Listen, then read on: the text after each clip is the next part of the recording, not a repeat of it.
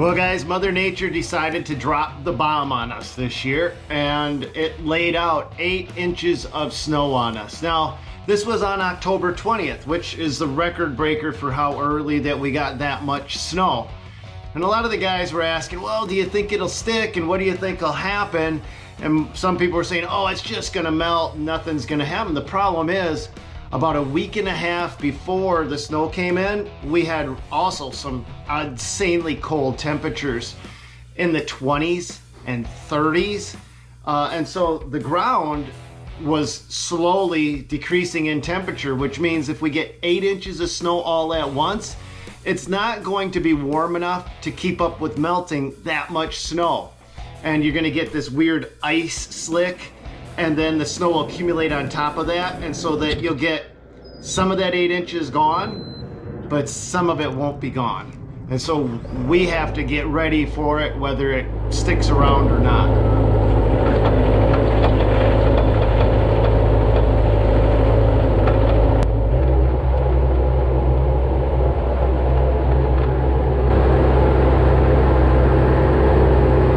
So now this is actually a sectional snow plow. It's not a containment unit, it's actually an angle plow. And that's Black Beauty, the Rhino line skid loader. We Rhino lined this probably 5 years ago, 4 years ago, 5 years ago, something like that, and it's been holding up great. But the company that Rhino lined it knew what they were doing. They did a good job. Because if you don't scuff the paint when you Rhino line something, it'll just release.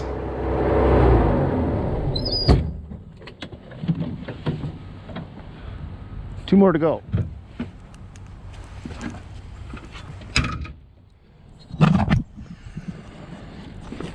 Oh, look at the sun's coming out.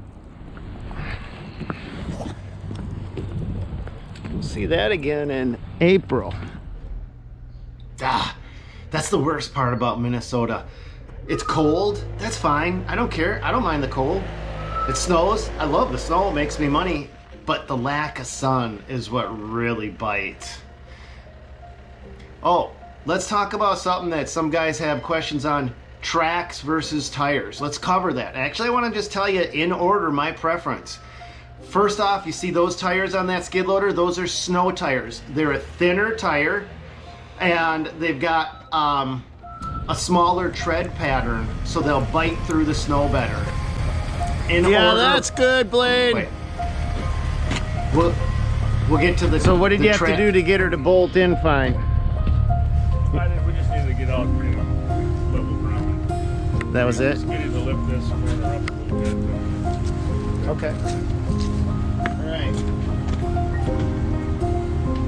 You dropping the whole thing right out of the frame? Yeah, should be able to pull. Can't get her to go down? Watch your toes now. So real quick, Blaine used to run the short iron, but now he's going to be running the snow power, so he's just kind of getting familiar with it. And we've got 2 ways of getting the snow power out of the truck. You're used to the other one. So we've got 2 ways of getting the snow power out of the truck. We want to remove the entire frame out because we've still got equipment to haul. And so that means we disconnect it from the bed. No matter which way, just go one way or the other. Up. And it locks into the bed with 4 pins and then a pin on the hitch. Once we get all of that removed, in theory it should separate. Yeah, that's what charges it up. Did we get that center one out? It's out. The pin is out? Okay, so technically, so you should be able to pull away. That side's out. Okay, hold on, Blake. Now you gotta go down to go up. Down to go up, up to go down. Now you gotta go down to go up. Are we out? Are we not out? Out. It's higher than the... Well, actually, No, you gotta get... Yeah, you gotta get the trailer hitch one out now. So now, Blade, if you drive forward... It technically should drive out. Go ahead, land a little bit.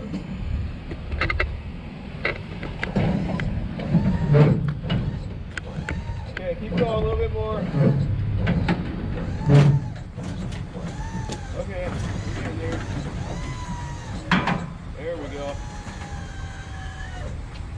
Down to go up. All right, we're going down. All right, Blaine, you're good. So now we're Yep. completely free of it and we can haul a trailer. Whoa, whoa, whoa.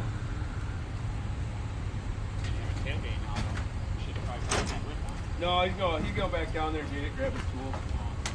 All right, where's my fat kid? All right, guys, we got most everything here. So this little mini Arctic sectional is actually super nice for curb lines. This was the one for the sledge. Western goes on front of the plow truck. This has to be brought in yet. I got to get that cutting edge fixed and repaired on the short iron. This Western, it goes on the other plow truck. That sledge matches up to that pusher over there. I should probably get that put together. We got to get air in this tire. That does not look good.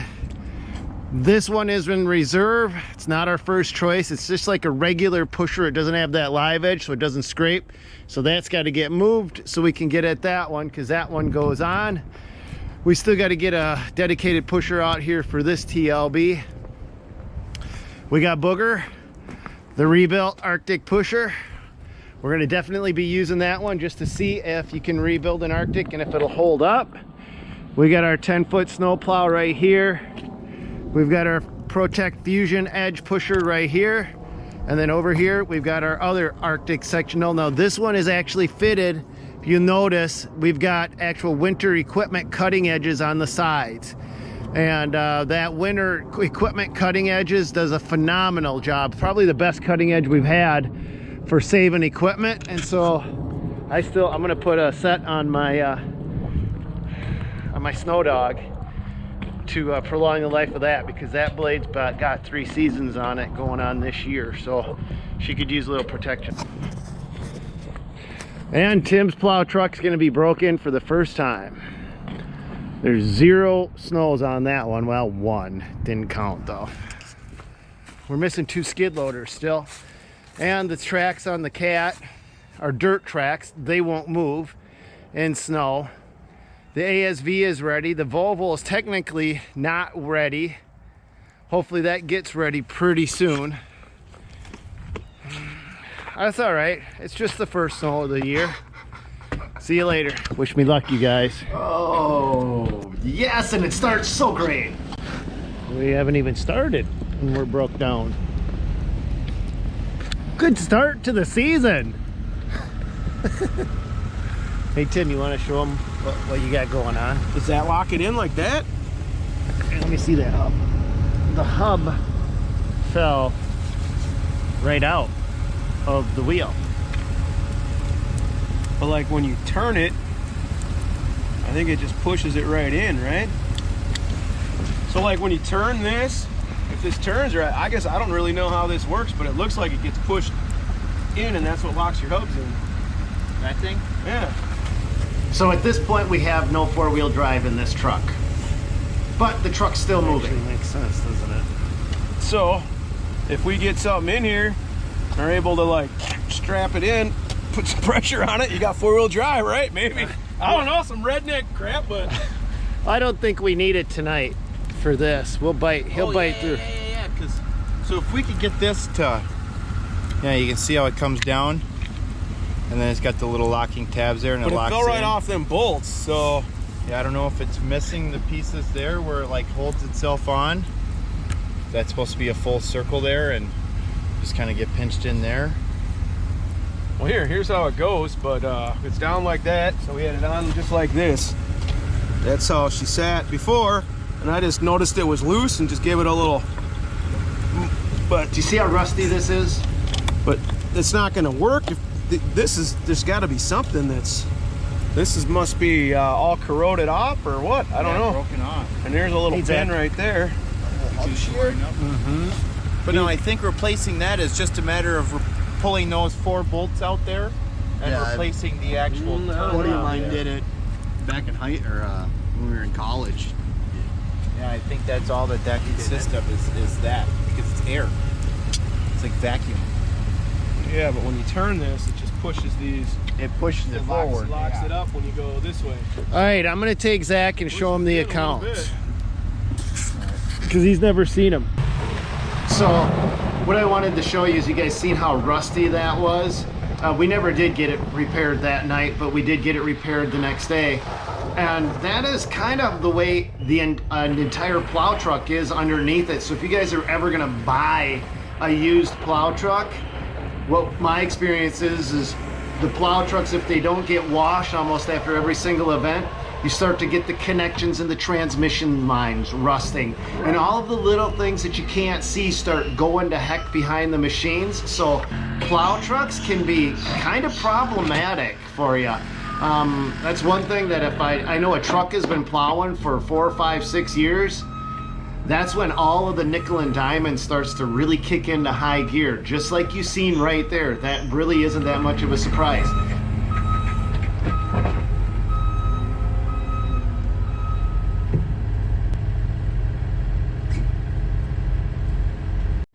Shoot, I gotta remember which one of these pushers goes on the ASV. Actually, I think it might be that one. So, tires versus tracks. I promised you guys I was gonna cover this. My favorite in order: snow tracks, absolutely the best for snow plowing. Then snow tires, which you seen earlier in the video. They bite, but they almost bite too much, making it kind of herky-jerky, where a good set of snow tracks will still give you traction, but it'll let you slide just enough that you're not getting that weird herky-jerky. Snow tires, kind of a little bit. Then dirt tires, and then last and least are dirt treads, dirt tracks. Dirt tracks are...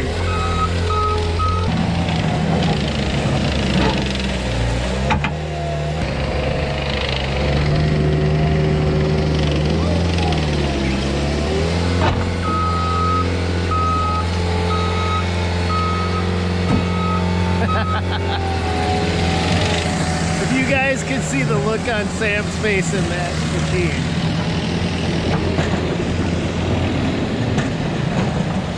I think he's in love. So here's the deal with dirt tracks. If you really don't like a guy, you put him in a machine with dirt tracks, and after about 8-10 hours, he's probably gonna wanna quit on you because it's that frustrating. You spend more time spinning than you do starting to move, and especially with this heavy, wet, heart attack snow, where you're really actually, the weight of the snow, this is one of the few kinds of snows where the weight of the snow becomes a factor. Oh, I love this part. This is my favorite thing about these back blades. No jockeying around these light poles. I kind of screw this up. Actually, I do screw this up big time. I was trying to look cool, and if I would have just taken my time, I could have nailed it. See, I got the wrong angle. I should have came straight on, and then I could have cleaned all the way around that in 2 swipes without jiggle-joggling. So with the snow power, what I'm doing now is I'm dragging it to the end of the lot, and Sam is in the ASV. He's gonna be actually pushing it up. And then once I get enough snow on the opposite end of the lot where I really want to move mass quantities, I go bass backwards. And I just use it like a 16-foot pusher, containment pusher. It goes out 16 feet, and you can angle the sides in it. Stan kicked me out of the ASV. He wants to turn. That's right, I did. I wanted to work in the spaceship. The cab in this thing is amazing. It's amazing. I love this cab.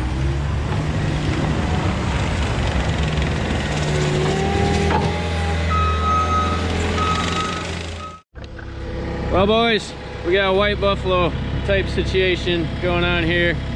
Stands out of the truck in the machine.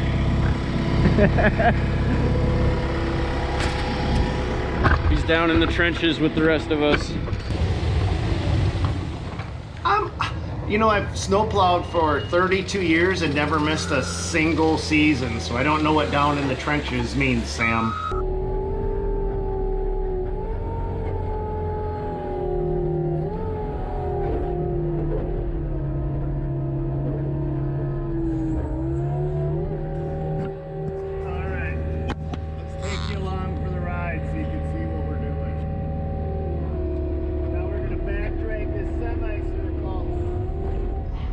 I screw this up, this first one. Right off from the curb. If you really want to get a clean curb line, you've got to be perfectly at the same angle as the curb. So your machine has to be perpendicular. If you're at an angle, it's not going to do it. But this is a curve, so it's impossible. The curve, I gotta kind of face the curve. So this one kind of angles in, so I'd have to angle right. I don't want to stick there.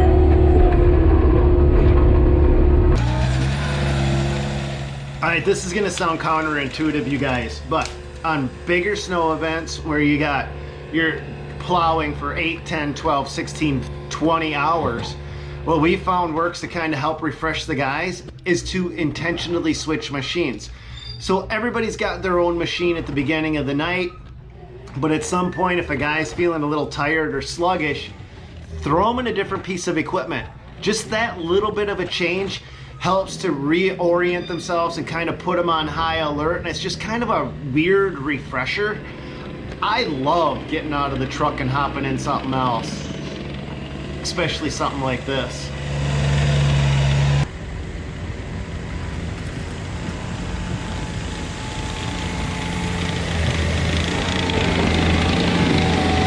It works out pretty well that we don't have to do our huge main residential account, because we don't have to send some of the boys over there, and we can all stay here and we can all go home earlier.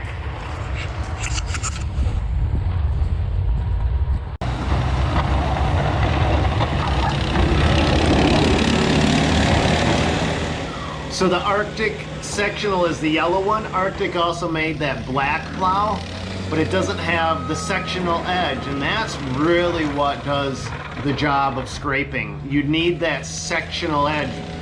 Arctic makes the black one just to kind of be a me too with all the other pushers out there, because I mean it's a cheaper pusher when you don't have the sectional edge. It also doesn't work as good, plain and simple. So if you really want a good one, you gotta fork over the dough to get the sectional pusher. But if you're salting, you're gonna use a lot less salt. Like this lot, most of the time we don't need to salt when we're done.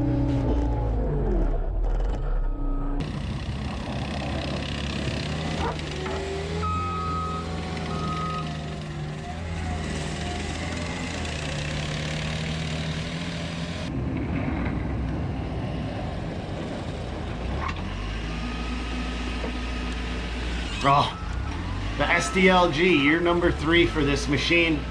Been a pretty good machine.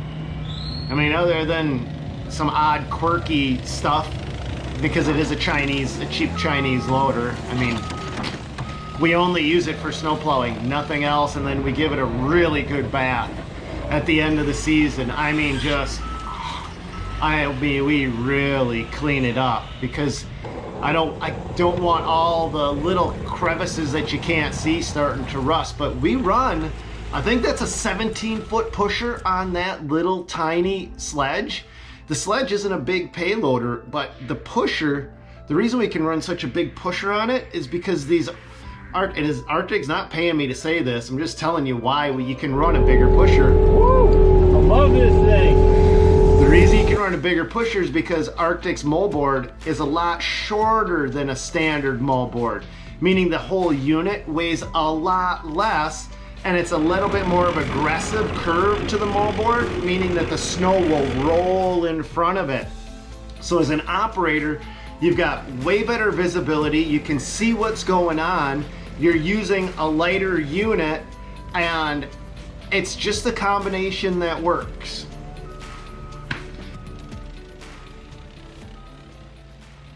This was an October 20th snowstorm.